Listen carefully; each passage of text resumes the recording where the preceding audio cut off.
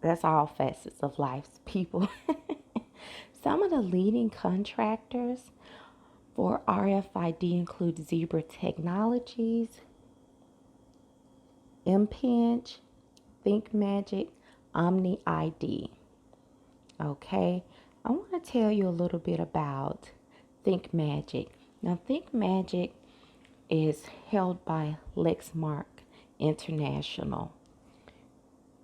Who is Lexmark International? Headquartered right in the state of Kentucky, Lexington, Kentucky. As a matter of fact,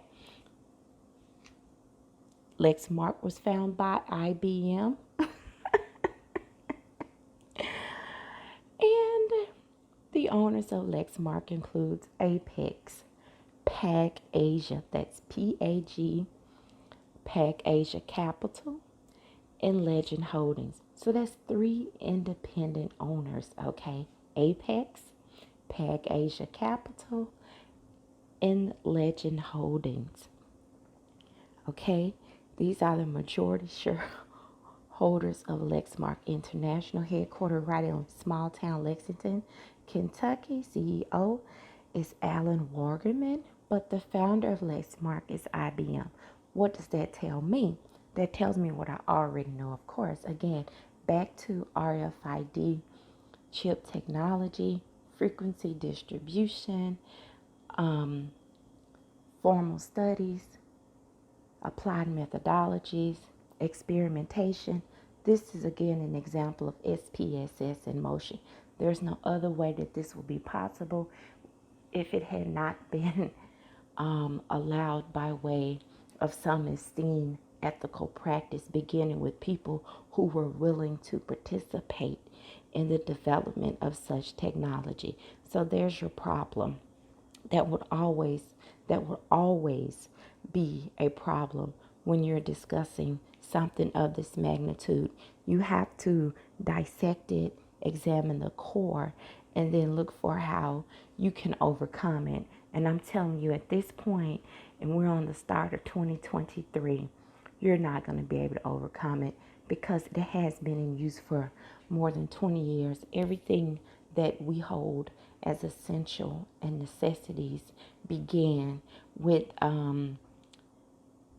consenting to use these things in our daily lives. The only way to truly get away from this is to go totally off grid. And I would like to see how everyone is able to achieve and accomplish that unless they're going to uproot themselves and go back to the beginning. So again, RFID controls to identify, locate, track. How can they do this? How is it able to be maintained in the real world, especially without you being fully aware? You got to understand that this technology begins with something as small as an antenna, okay? And of course, the most extended and expansive function in operation, direction, and thus control, space.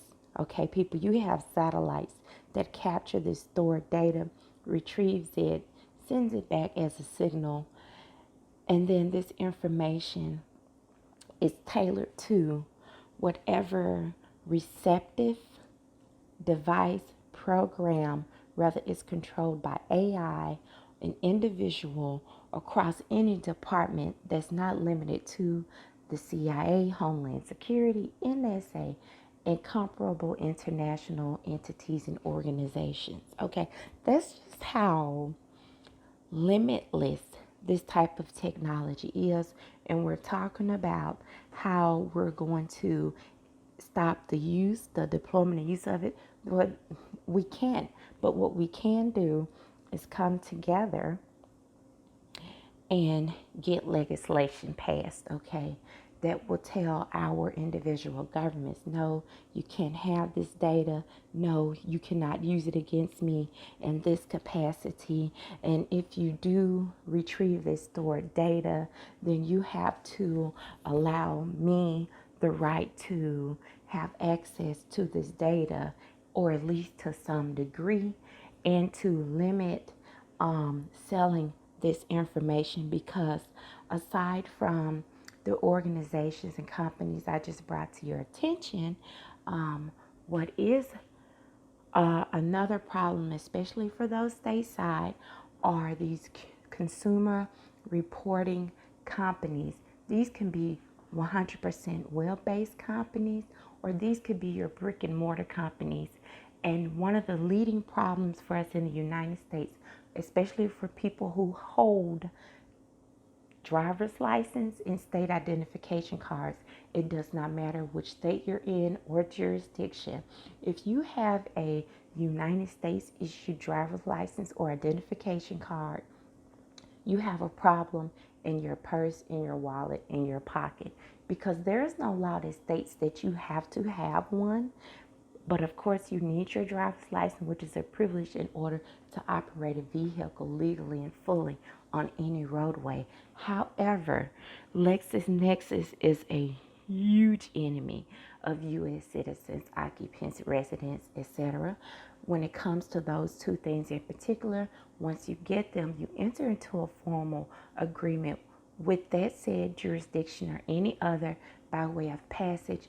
LexisNexis takes that personal identifiable information and they flip it so in a way that their multi-billion-dollar umbrella conglomerate can sell your information for as little as 99 cents in any degree to any of their subsidiaries, and you know them because you see them every time you turn on your phone. And in return, they give you the impression that you can also buy and acquire access to other people's personal identifiable information, which is made readily available again by buying a United States driver's license or identification card. You can buy someone's name, address, phone number, and or email address, all the way up to the person's birth certificate, social security card, address history, court case history, etc., thanks to LexisNexis, and there's absolutely nothing you can do about it. So, to bring it current, up to date, I just want to let you all know that the United States FDA, or Food and Drug Administration, approved an implantable chip to access medical records way back in 2004. Now, the very chip is an implantable RFID, or radio frequency identification device, for patients, which will enable doctors to access their medical records. Now, this information is made available at ncbi.nlm.nih.gov. Who is that? That is our National Institute of Health. Okay, there's a very extensive article about this that discusses about how 1,000 people have been implanted with such a chip already. The Attorney General of Mexico and some of his staff used the technology to access secure facilities in Mexico City, which is reported by the company that was directly involved in the development of this chip. Okay, now Mark Rodenberg, executive director of the Electronic Privacy Information Center in Washington, D.C., told the BMJ that use of an implantable chip was like branding cattle. He thought it was a mistake for the FDA to have approved the chip because of privacy issues. Well, that's going to bring me to a close. I have taken time to put this information on screen for you, but I also want you to understand, start looking into other companies such as Avery Dennison, Smart Track. You got a lot of competitors now in the RFID market. They're making this technology available across all entities. This includes schools, colleges, universities, public, private, secondary, post-secondary, undergrad, grad, etc. This will help to eliminate paper trails, people. So, and of course, I hate to keep bringing this up, but it was the foreground that was used to put the use and application and overdrive of such technology. So, investigations following the attacks of September 11th showed us that the ability to verify a person's identity is crucial to national security. As pointed out by the 9/11 Commission report, meaning the National Commission on Terrorist Attacks upon the United States 2004, travel documents are important as weapons for terrorists. Okay, so again, these are countermeasures. A valid passport also allows a terrorist to obtain other valid documents. These are excuses that were used as evidence to present furthering projects for RFIDs. This was just a brief excerpt read from the Kenyon Institute of Private Enterprise. This document is available at their website titled Uses of RFID Technology in United States Identification Documents. This was dated December 1st, 2009, people. All right.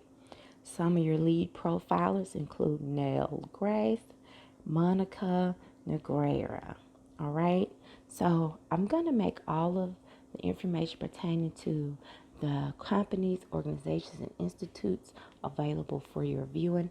Thank you for your time. People have a great day. People have a great day.